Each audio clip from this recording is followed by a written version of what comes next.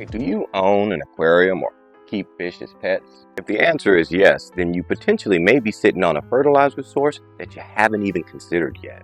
You see, fish wastewater or aquarium water can contain vital nutrients like potassium, nitrogen, and phosphorus. And this means that fish wastewater can be used as a mild fertilizer. Essentially, it's very similar to the theory of aquaponics. The fish excrete their waste into the water. The plants then absorb that waste and clean out the water, making a micro ecosystem.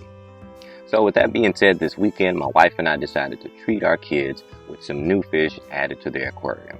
And since we're going to add new fish, I decided to go ahead and clean out the tank, taking out the old waste.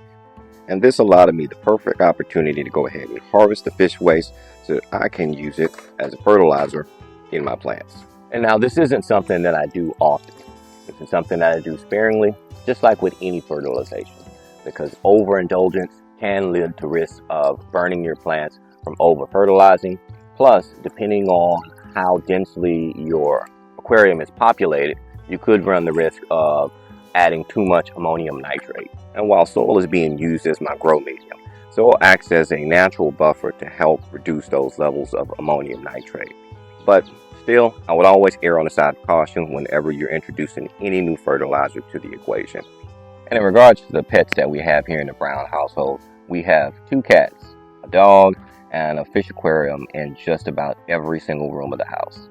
See, my wife and I are firm believers that teaching our children to learn to love animals teaches them to have compassion for something other than themselves, creating an unselfish attitude towards society as a whole.